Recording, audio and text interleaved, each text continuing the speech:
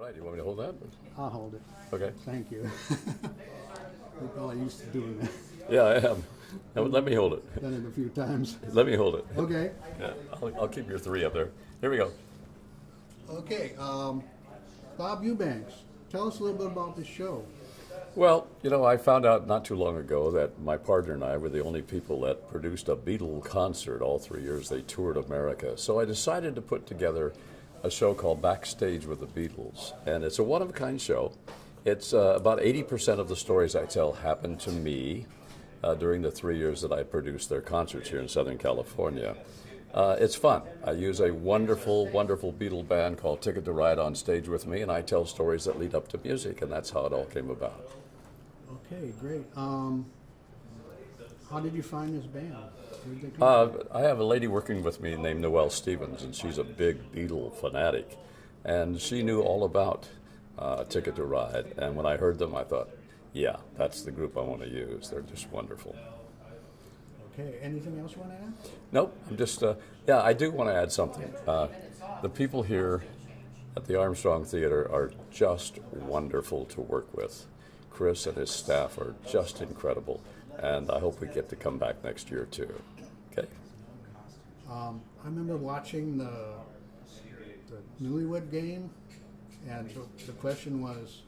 Never happened. Never. It'll be on my tombstone. But where's the strangest, most unusual place you ever made whoopee? Is that what you're talking about? No. The one I'm thinking of is the question was, in your neighborhood. Which way does the sun come up? Which way does the sun come up? I could get people to say almost anything because first of all they were nervous, and secondly I would say, now look, not in their neighborhood, but in your neighborhood. Now which direction does the sun come up? And they would give me an answer, and then they'd go, oh, my God. And then they realized what they'd done wrong. I remember that one where she was arguing with her husband, and she said, but he said in our neighborhood. That's right, yeah. But it was a fun time, and had a good time. But thank you very much for having me here on Channel 3, Cable 3, right? And we're going to go out and do a Beatles show right now. Okay. 3 years, 9-time Emmy Award winner, and the only person to have produced the Beatles concerts all 3 years they toured America. Please welcome Bob Eubanks.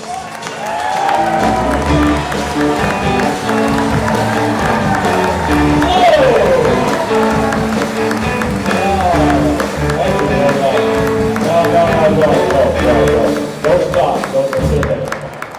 Oh, thank you so much. Isn't this a wonderful, wonderful building? We're so glad to be here, and we are going to have so much fun for the next couple of hours. And as you hear some stories probably you've never heard before, see some seldom seen photos, and like I say, we're going to have fun. And to help us have that fun is a band that I think they're just sensational. Please welcome my friends, Ticket to Ride.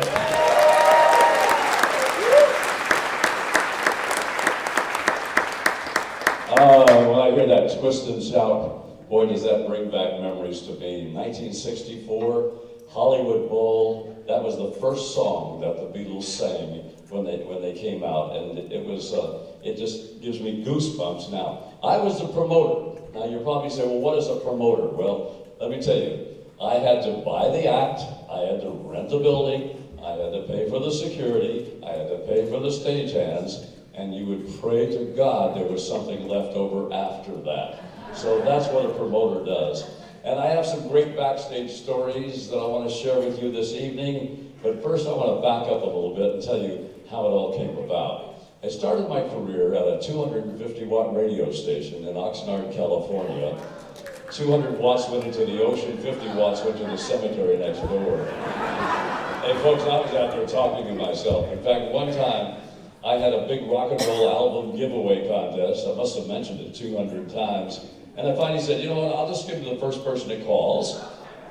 And nobody called. And as fate would have it, my next job was at the hot new radio station in Los Angeles, KRLA.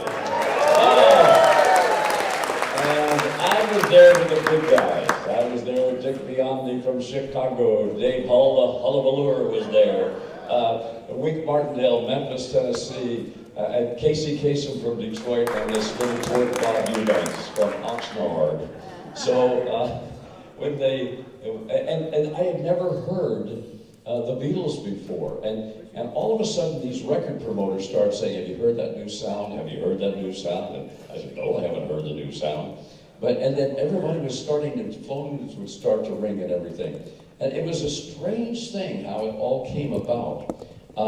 And I was never very good at picking records. I was better at doing business things. But we would have these disc jockey meetings. And they kept mentioning about the Beatles and about the Beatles and about the Beatles. And even when I first heard the record in the disc jockey meeting, I'm not very good at picking out hits, but I could tell something was different. Something was about to happen, and boy, did it ever. So the first Beatle record I heard was on VJ Records. Now, VJ Records was a soul music label. But Brian Epstein, the Beatles manager, tried to get them on Capitol. And the guy at Capitol said, no, we don't want them. They're nothing but another little boy band. So VJ Records signed them, and this is the first record that I ever played on the air of the Beatles. 1, 2, 3. Were released on VJ Records. And they did okay. I mean, they didn't set the world on fire, but they were good enough and had enough sales that the Capitol guys said, oh, wait a minute, maybe we've made a mistake. So Brian Epstein got a hold of Capitol Records, and they did the whole thing again. And Capitol signed the Beatles. And even though the president of Capitol Records, his mother, said that their first #1 record was the worst piece of crap she'd ever heard, it became #1, and here it is. Boy, did that start everything. Now, Ed Sullivan had a variety show on, and he's a former gossip columnist in New York.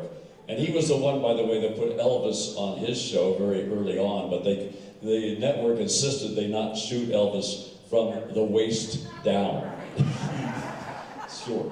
Anyway, Sullivan was at the Heathrow Airport in London, England, and the Beatles were flying in from Sweden, and there were girls everywhere screaming and yelling, and Sullivan thought it was the royal family arriving.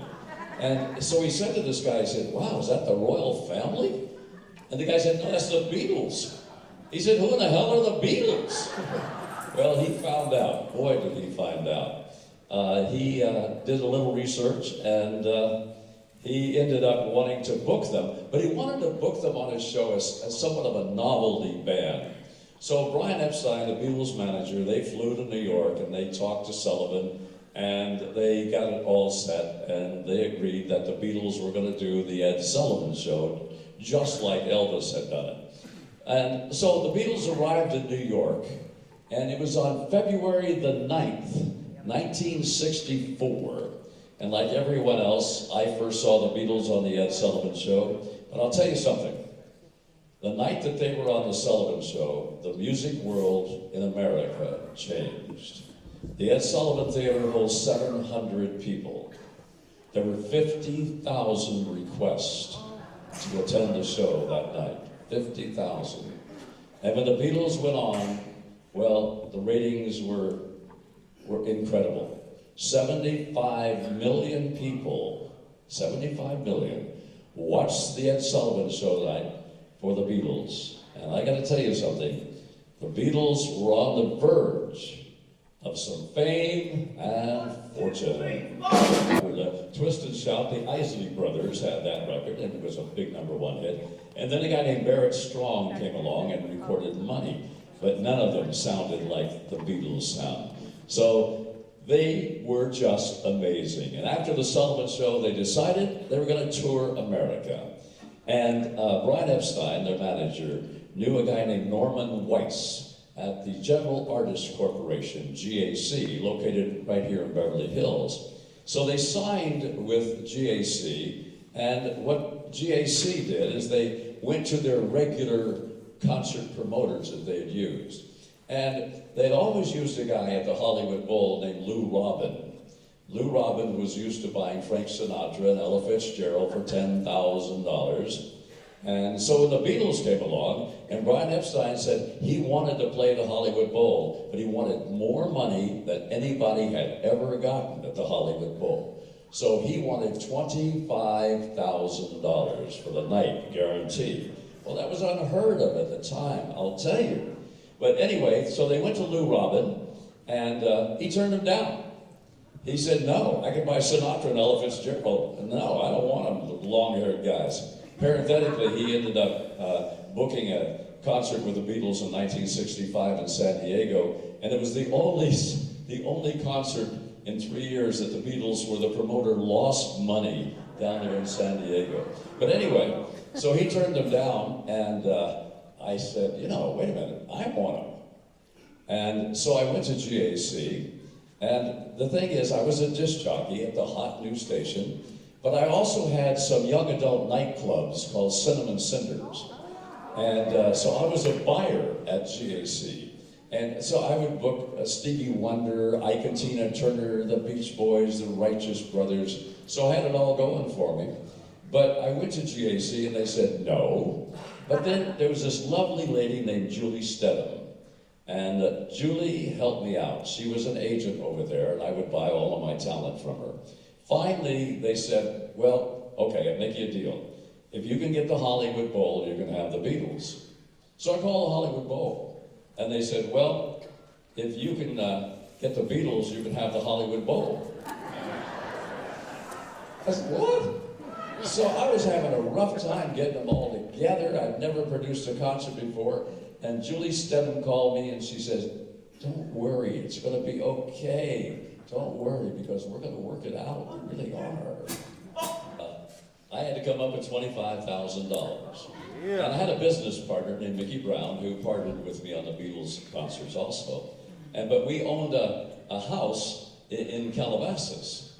And so I went into Security Pacific Bank and I said, I want to borrow money on my house. He said, okay. He said, what are you going to use it for? I said, well, we're going to promote the Beatles concert at the Hollywood Bowl. He said, get out.